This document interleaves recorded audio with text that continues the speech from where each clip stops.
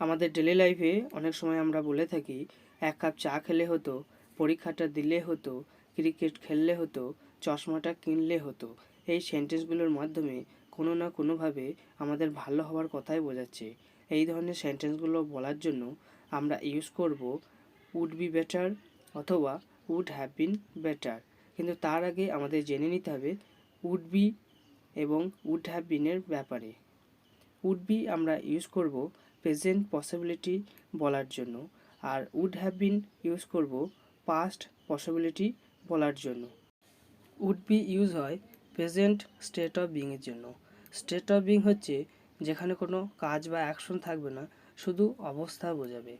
আর যেহেতু এটি modal state of being, সেই জন্য এখানে সম্ভাবনা থাকবে। যেমন he would be a doctor. এখানে আমরা একজনকে দেখে গেস করে বলছি যে সে একজন ডাক্তার হবে। এখানে সম্ভাবনার কথাই বলা হচ্ছে। উড হ্যাভ বিন ইউজ করা হয় পাস্ট স্টেট অফ বিংয়ের জন্য। উড হ্যাভ বিন কোথা থেকে এলো? উড হ্যাভ বিন হচ্ছে উড বি এর পাস্ট ফর্ম। যে কোনো মডেল পাস্টে যাওয়ার জন্য মডেলের পরে একটা হ্যাভ ইউজ করতে হয় এবং বি এর জন্য আমাদের বিন ইউজ করতে হবে। যেহেতু হ্যাভের পর আমাদের ভার্ব 3 ইউজ করতে হয়। এখানে যেমন he would have been a doctor, এর অর্থ হচ্ছে সে অতীতে হয়তো একজন ডাক্তার হয়ে থাকতে পারে। তো চলো সেন্টেন্স স্ট্রাকচার এবার দেখে নিই। সেন্টেন্স স্ট্রাকচারটি হবে ইট উড বি বেটার অথবা it would have been better plus 2 plus verb 1 plus object. It would be better আমরা ইউজ করবো প্রেজেন্ট পসিবিলিটির জন্য, it would have been better use করবো আমরা পাস্ট পসিবিলিটির জন্য। এক কাপ চা খেলে হতো। এখানে এক কাপ চা খেলে হতো এর অর্থ দুটো হতে পারে। মনে করো তুমি আর তোমার বন্ধু একটি চায়ের দোকানের সামনে দাঁড়িয়ে আছো, আর একজন বন্ধু অপরজনকে বলছে এক কাপ চা খেলে হতো। অর্থাৎ এখানে প্রেজেন্টে দাঁড়িয়ে একটা সম্ভাবনার কথা বলছে যে এক কাপ চা খেলে হতো। এটি প্রেজেন্ট পসিবিলিটির কথা বলছে, তাই এই সেন্টেন্সটি আমরা উড বি দিয়ে করব। তাই সেন্টেন্সটি হবে it would be better to have a cup of tea. আবার মনে করো দোকান থেকে বাড়ি চলে গেছো, চা খাওনি, এবার বলছো এক কাপ চা খেলে হতো। অর্থাৎ এখন কিন্তু এটি অতীত, তার আর দোকানে নেই। এটি পাস্টের সম্ভাবনার কথা বলছে। পাস্ট পসিবিলিটির কথা বললে আমরা ইউজ করব উড হ্যাভ বিন। তাই সেন্টেন্সটি হবে it would have been better to have a cup of tea. পরীক্ষাটা দিলে হতো।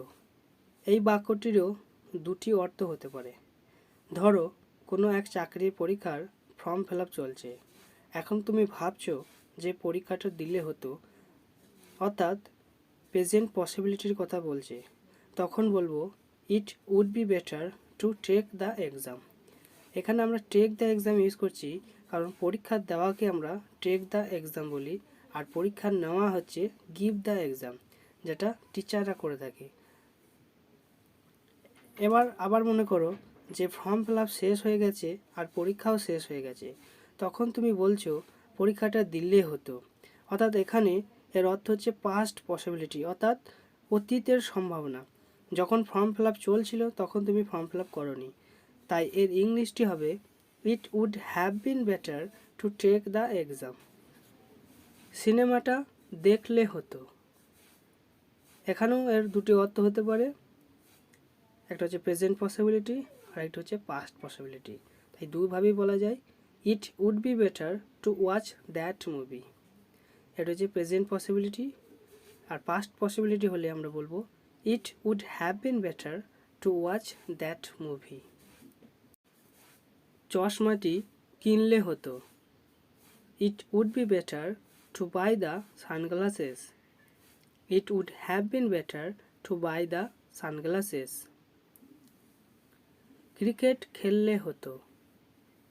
It would be better to play cricket or it would have been better to play cricket. সেখানে গেলে হতো। It would be better to go there or it would have been better to go there.